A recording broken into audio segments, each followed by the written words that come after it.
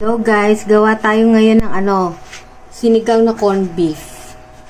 Yan, nag-trending yan pero huli na kami sa sa uso. Pero hahabol pa rin kasi sayang.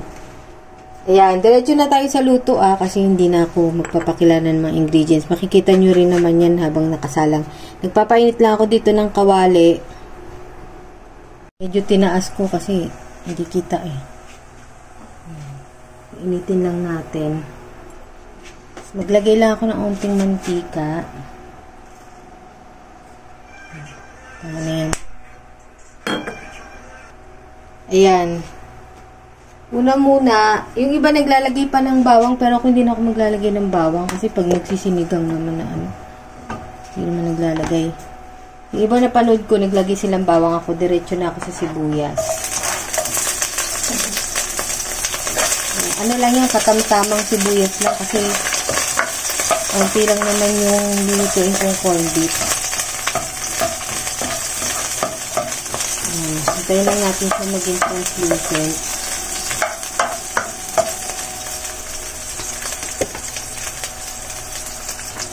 Ayan. Tapos, kamatis to guys, 2 piraso, pero hindi ko ilalahat yung half lang. Yung half igigisa ko, yung half ng kamatis ilalagay ko pag may sabaw na. Ayan, may natira pa ako dito. Kasi, yung ating corned beef is hindi chunky. Para naman may buo-buo pa rin makita. Ayan, lutuin na natin ito. Palambutin lang natin yung kamatis. Ayan guys, pag malambot na yung kamatis, nadudurog-durog na siya, pwede natin ilagay yung corned beef. Isang maliit na corned beef lang to guys. Hindi siya chunky. Kasi yung ibang ginagamit nila chunky na corned beef. Wala. Ito kasi bigay lang to nung December ng mayor. Tinabi ko talaga to para sa project natin. Ayan.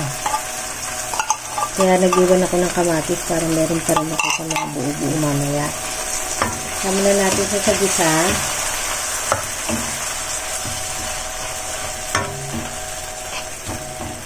Tapos yung iba guys, naglalagay sila ng unting patis, fish sauce. Unti lang. Ayan ko, ginaya ko lang yung napanood ko na isa. Siguro para magkalasa na yung corned beef. Ayan.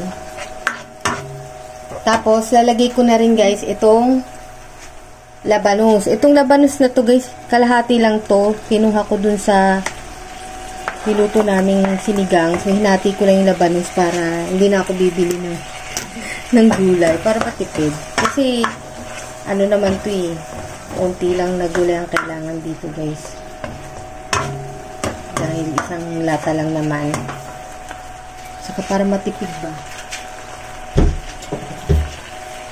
Tapos, maglalagay na rin tayo guys ng water. Huwag masyadong madami kasi pangit yung pag sobrang dami. Tansyahin nyo na lang.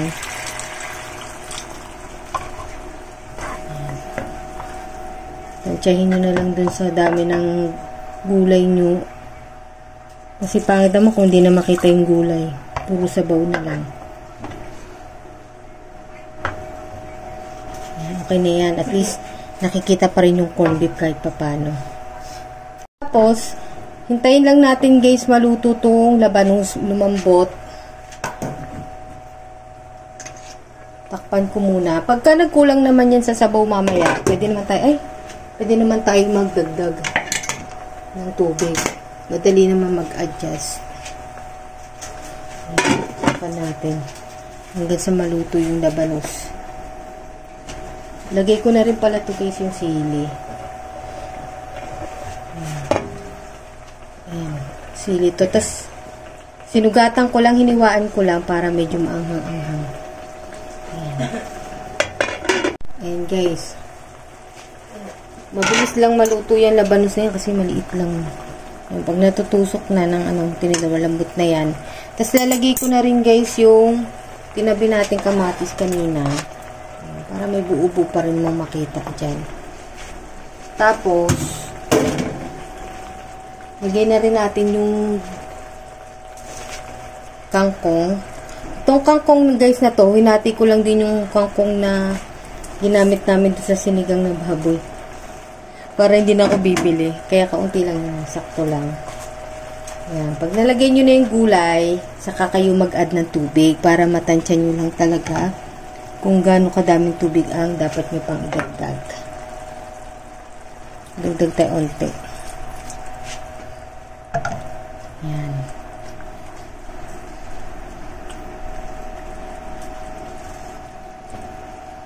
Ayan. Tapos kung kulang pa yung sabaw, dagdagan. Para sakto lang yung sabaw. Yan. Okay na yan. Diba? Kita pa rin yung nakikita pa rin kahit papano. Buo-buo dyan. Tapos, maglalagay tayo guys ng pang-asin. Yung original lang. Yan. Ito, gamit ko Kulina kasi mas mura to. O kahit anong brand. Yung original na pang-asim. Pero wag nyo to ilalahat. Wag nyo itong ilalahat guys kasi baka sobrang asim. Tansyahin nyo lang. Kaunti lang muna.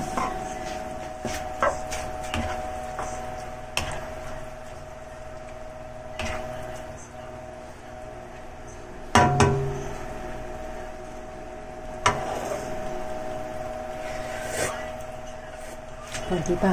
Sarap pa. Konti pa.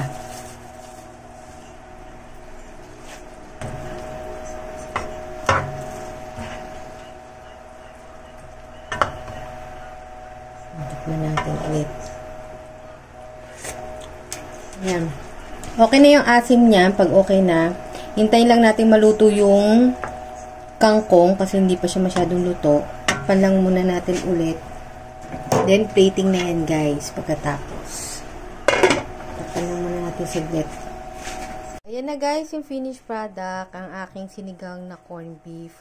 Masarap siya, guys. Nung tinikman ko, mag-beefy siya na maasim-asim. Ayan, try nyo to, guys. Ang dali lang niya, tapos, mas kaunti pa yung budget. Kagaya ko, hinati ko yung gulay ko sa, nakadalawang luto ako doon. Diba?